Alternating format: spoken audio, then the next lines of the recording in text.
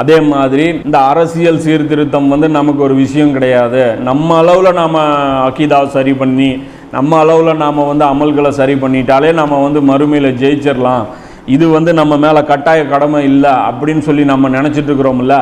அவர்கள் புரிந்து கொள்ளும் விதமாக இன்னொரு முக்கியமான செய்தி பார்த்தீங்கன்னா, இது நபி ஸல்லல்லாஹு அலைஹி வஸல்லம் அவங்களுடைய அந்த காலத்துக்கு அப்புறம், அது உமர்லியனுடைய காலகட்டத்தில் நடக்கக்கூடிய ஒரு நிகழ்வு. அப்போ அந்த ஒரு ஹதீஸ் அபூ அய்யூப் அல் அன்சாரி ரலியல்லாஹு அன்ஹு அவங்க இருக்காங்க இல்லையா, இவங்க யாருன்னு பார்த்தீங்கன்னா இவங்க முக்கியமான ஒரு சஹாபி இவர்.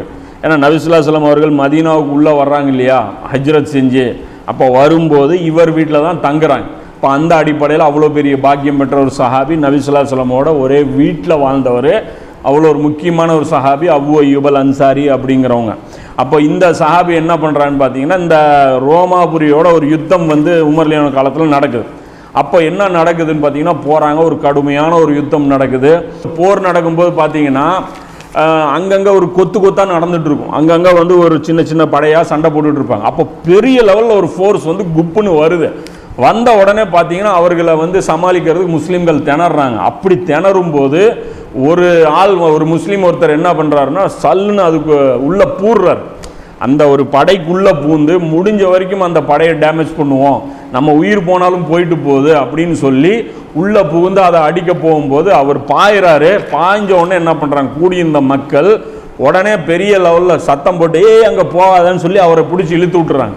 இழுத்து விட்டு என்ன பண்ணுறீங்க அப்படின்னு சொல்லிட்டு, சுப்ஹானல்லாஹ், என்ன பண்ணிட்டு இருக்கிறீங்க, உன்னை நீயே அழித்து கொள்ள போகிறாயா, என்ன உன் கையை நீயே அழிச்சுக்க போறியா அப்படின்னு சொல்லிட்டு உடனே குர்ஆன் வசனத்தை அவங்களுக்கு ஓதுறாங்க. என்ன ஓதுறாங்கன்னா, உங்கள் கைகளாலேயே உங்களை நீங்கள் அழிவின் பக்கம் கொண்டு செல்லாதீர்கள் அப்படின்னு சொல்லி 2வது அத்தியாயத்தில் 195வது வசனத்தை ஓதி காமிச்சு, இப்படி போய் அந்த கூட்டத்துக்குள்ளே போகிறீங்களா, போனால் திரும்பி வர முடியாதுன்னு தெரியுதில்ல, இதில் போய் யாராவது உள்ளே பூருவாங்களா, இப்படிலாம் அல்லாஹ் நமக்கு கட்டளை போடலை, நீங்கள் அறிவு இல்லாமல் நீங்கள் இப்படி போகிறீங்க அப்படின்னு சொல்லி அவர் கேட்டவுடனே அதை அபூ அய்யூப் அல் அன்சாரி ரலியல்லாஹு அன்ஹு அவர்கள் அதை பார்க்குறாங்க. பார்த்துட்டு என்ன சொல்கிறாங்க, என்னப்பா அவர் ஒன்று பண்ணுறாரு, நீங்கள் என்னமோ அவரை பெருசாக ஒரு கிளாஸ் எல்லாம் எடுக்கிறீங்க, நீங்கள் கொடுக்குற அந்த விளக்கம் தப்பாச்சே, அந்த குர்ஆன் வசனம் இறங்குனதே என் விஷயத்தில் தானே, அது அன்சாரிகள் விஷயத்தில் தான் அந்த குர்ஆன் வசனமே இறங்குச்சு, அந்த ஆயத்து இறங்குனதுக்கு காரணமாக இருந்ததே நாங்கள் அன்சாரிகள் தான், நான் என்ன முன்னாடி வச்சுக்கிட்டு இந்த வசனத்துக்கு இப்படி ஒரு விளக்கம் சொல்கிறீங்க அப்படின்னு சொல்லிட்டு அந்த வசனத்துடைய பின்னணி சொல்கிறாங்க. இது என்ன அந்த பின்னணின்னு பார்த்தீங்கன்னா, அல்லாஹ் தன்னுடைய மார்க்கத்தை மேலோங்க செய்த பின், அல்லாஹ் நபி ஸல்லல்லாஹு அலைஹி வஸல்லம் எங்களுடைய ஊருக்கு வந்தாங்க, ஒரு ஸ்ட்ராங்கான எந்த ஒரு பின்னணியுமே அவங்களுக்கு இருந்ததில்லை. கொஞ்சம் கொஞ்சமாக இந்த அரசாங்கம் வலுவடைஞ்சிட்டே ஒரு மிகப்பெரிய ஒரு அரசாங்கமாக மக்கா வெற்றிக்கு அப்புறம் அது அமைஞ்சுது. அப்படி சொல்கிறாங்க, அல்லாஹ் தன்னுடைய மார்க்கத்தை மேலோங்க செய்த பின் உதவியாளர்கள் பெரும் எண்ணிக்கையில் ஆகியிருந்தனர். அப்போது நாங்கள் ரகசியமாக பேசுகின்றோம். அப்போ என்ன பண்ணுறாங்க, அப்போ பார்க்குறாங்க ரசூலுல்லாஹ் நல்ல ஒரு பொசிஷனுக்கு வந்துட்டாங்க அப்படின்னு சொல்லிட்டு அன்சாரிகள் என்ன பண்ணுறாங்க, தங்களுக்குள்ளே ரகசியமாக பேசுகிறாங்க. என்ன பேசுகிறாங்கன்னு பார்த்தீங்கன்னா, நமக்கு நிறைய இழப்புகள் ஏற்பட்டுருச்சு, இந்த கடந்த 10 வருடமாக நபி ஸல்லல்லாஹு அலைஹி வஸல்லம் வந்ததிலிருந்து ஏராளமான இழப்புகளை சந்திச்சிட்டோம். அகல் போரில் ரொம்ப பெரிய அடி, பத்ரு போரில் ரொம்ப பெரிய அடி, உஹது போரில் ரொம்ப பெரிய அடி, தபுக் நிறைய நமக்கு பிரச்சனை வந்துக்கிட்டே இருக்குது. தபுக் போரில் பாருங்கள், விவசாயத்தை விட்டுட்டு நம்ம அங்கே போனோம், இங்கே பழங்கள்லாம் நாசமாக போச்சு. அப்போ இது மாதிரி நமக்கு நிறைய பொருளாதார ரீதியாக நம்ம இழப்பை சந்திச்சிருக்கோம். இப்போ நாம் சரியான ஒரு சந்தர்ப்பத்துக்கு நம்ம வந்திருக்கோம். இப்போ ரசூலுல்லாஹ்வுக்கு பாருங்கள் நிறைய படை வீரர்கள் இருக்காங்க, மதீனாவில் இருக்கக்கூடிய நாம தான் இவங்களுக்கு ஹெல்ப் பண்ணணுங்கிற அந்த தேவை கிடையாது. நமது தேவையும் இப்போது குறைந்து விட்டது, மக்கள் அதிகம் இருக்கிறார்கள், எனவே விவசாயத்தில் கவனம் செலுத்தி இழப்புகளை சரி கட்டுவோம் அப்படின்னு சொல்லி இவங்க பேசுவாங்க. இப்போ என்ன சொல்கிறாங்கன்னா, இது விட்ட காசை நம்ம பிடிப்போம், இது வரைக்கும் இந்த 10 வருஷத்தில் நமக்கு எவ்வளோலாம் இழப்பு ஏற்பட்டுச்சோ அதெல்லாம் சரி பண்ணி பிஸ்னஸில் ஃபோக்கஸ் பண்ணுவோம், புதுசாக வந்த மக்கள் சண்டை போடட்டும் அப்படின்னு சொல்லி தங்களுக்குள்ளே இவங்க பேசிக்கிறாங்க. இப்போ இது பேசிகிட்டு இருக்கும்போதே அல்லாஹ் வசனத்தை இறக்குறான். அதுக்கு எல்லாம் வல்ல இறைவன் எங்களுக்கு பதில் தரும் விதமாக நீங்கள் அல்லாஹ்வுடைய பாதையில் செல்லுங்க. அது வசனம் வருது எப்படின்னு பாருங்க, நீங்கள் அல்லாஹ்வுடைய பாதையில் செலவு செய்யுங்கள், இன்னும் உங்கள் கைகளாலேயே அழிவின் பக்கம் கொண்டு செல்லாதீர்கள், இன்னும் நன்மை செய்யுங்கள், நிச்சயமாக அல்லாஹ் நன்மை செய்வோரை நேசிக்கிறான் அப்படின்னு சொல்லி அந்த 195 வசனத்துடைய வசனம் இறங்கிச்சு. அப்படின்னு சொல்லி சொல்கிறாங்க. இப்போ அல்லாஹ் இவங்க என்ன பேசிகிட்டு இருக்கிறாங்க, இது வரைக்கும் போன காசு நாம் பிடிக்கலாம், விட்டதை பிடிக்கலாம் அப்படின்னு சொல்கிறாங்க. ஆனால் அல்லாஹ் புதுசாக என்ன சொல்கிறான், இது வரைக்கும் நீங்கள் எங்கே செலவு பண்ணீங்க, எங்கப்பா செலவு பண்ணீங்க, செலவு பண்ணுங்கிறான்.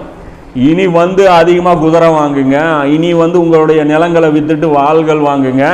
இப்போ தானே ஆட்டமே ஸ்டார்ட் ஆகிருக்கு. ரோமாபுரி ஒரு கை பார்க்க வேண்டியது இருக்குது, கிஸ்ரா ஒரு கை பார்க்க வேண்டியது இருக்குது. என்ன நினச்சிட்டு இருக்கிறீங்க? இன்னும் பக்கத்தில் இருக்கிற மிஸ்ர் நம்ம கைக்கு வரல, ஈராக் நம்ம கைக்கு வரல. அங்கெல்லாம் அநியாயக்கார ஆட்சிகள் நடந்துகிட்ருக்கு. என் பேச்சு கேட்காத எவனோ ஆட்சி பண்ணிட்டுருக்கான். அங்கே போய் இருக்கக்கூடிய கவர்மெண்ட்டு எனக்கு சஜ்தா செய்ய வைக்க மாட்டீங்களா? அங்கே இருக்கக்கூடிய அரசாங்கங்கள் எனக்கு தௌஹீதின் அடிப்படையில் ஆட்சி செய்ய வைக்க மாட்டீங்களா? என்ன அதுக்குள்ளே வேலையை முடிச்சிட்டிங்க? அந்த அரபு தீபகற்பத்துக்கு இஸ்லாத்தை கொண்டு வரதுக்காக நான் உங்களை அனுப்புனேன், வெறும் இந்த வேலையோட முடிஞ்சிருச்சுன்னு நினைப்பீங்களா? அப்போ இத்தனை நாள் ட்ரைனிங் எடுத்தது என்னத்துக்கு? ரசூல் இப்படி கேட்குறான்ல. அப்போ இந்த வசனத்தில் எவ்வளோ பொருள் இருக்குது பாருங்க. அப்போ அல்லாஹ் கேட்குறான், நீங்கள் அல்லாஹ்வுடைய பாதையில் செலவு பண்ண. அப்போ இது வரைக்கும் செலவு பண்ணது பத்தலை அல்லாவுக்கு, முதல்ல இருந்து செலவு பண்ணுங்க, மறுபடியும் செலவு பண்ணுங்கிறான். இன்னும் உங்கள் கைகளாலேயே அழிவின் பக்கம். என்ன விவசாயம் பண்ணி நாசமாக போகிற பிளான் பண்ணுறீங்களா? உங்களுக்கு எது அழிவுன்னு பாருங்க. வாள் எடுத்துட்டு போய் பாரசீகமும் ரோமாபுரியும் சண்டை போட்டு அதில் உயிர் போகிறது அழிவு இல்லையா? எது அழிவுங்கிறான்? இங்கே தான் உண்டு தான் வேலை உண்டுன்னு போய் காலையில் கடைசாக எடுத்துகிட்டு போய் கடையை திறந்து ஒரு பிஸ்னஸ் 2 பிஸ்னஸ் ஆக்கி, ஒரு வீடு 2 வீடு ஆக்கி, அதை லைன் வீடாக மாற்றி அதை வாடகை வாங்கி சாப்பிட்டு பள்ளிவாசலில் அப்படியே ஜபர்தஸ்தாக, இது நாசமாக போன வாழ்க்கைங்கிறான். அல்லாஹ் என்ன சொல்கிறான்? இதுதான் அழியக்கூடிய வாழ்க்கை. அப்போது அழிவுன்னு சொல்லி அல்லாஹ் எதை சொல்கிறான்? தான் உண்டு தான் வேலை உண்டுன்னு சொல்லி இருக்கிறதும், இந்த தீனு வந்து மற்ற பகுதிகளில் பரவணும் அப்படிங்கிற அந்த எண்ணம் இல்லாமல் இருக்கிறதையும் வந்து அல்லாஹ் அழிவுன்னு சொல்கிறான். அப்போ இதை வந்து நாம் வந்து நல்லா புரிஞ்சுக்கணும். இப்போ இதிலிருந்து நாம் பாடம் கற்றுக்கணும். அப்போ இஸ்லாம் வந்து எதை விரும்புது? அல்லாஹ் வந்து பார்த்தீங்கன்னா 61 அத்தியாயத்தில் சொல்லுவான், வேதனையிலிருந்து தப்பிக்கக்கூடிய ஒரு வியாபாரத்தை நான் உங்களுக்கு கற்றுத்தரட்டுமா? அது என்ன வியாபாரம்? என்ன வியாபாரம்னு பார்த்தீங்கன்னா இதுதான், இறைவனுடைய நபிக்கு உதவி செய்யுங்க, அல்லாஹ்வுடைய நபிக்கு வந்து உதவி செய்யுங்க. எப்படி ஈசா நபிக்கு அன்சா அவாரியன்கள் உதவி செஞ்சாங்கல்ல, அது மாதிரி நீங்கள் உதவி செய்யுங்க அப்படின்னு சொல்லி அல்லாஹ் சொல்கிறான். ஸோ அந்த இதெல்லாம் வச்சு பார்க்கும்போது அப்பட்டமாக நபி ஸல்லல்லாஹு அலைஹி வஸல்லம் அவருடைய மிஷன் என்னங்கிறது புரியுது. சஹாபாக்களுடைய வாழ்க்கை எப்படி கழிஞ்சது அப்படிங்கிறது நமக்கு அப்பட்டமாக புரியுது. அப்போ இந்த வசனத்தை இவங்க சொல்லிட்டு, போருக்கு செல்லாமல் உயிரை பெரிதாக நினைப்பது தான் உங்களுக்கு வந்து அழிவு அப்படின்னு சொல்லி அல்லாஹ் சொல்கிறான்.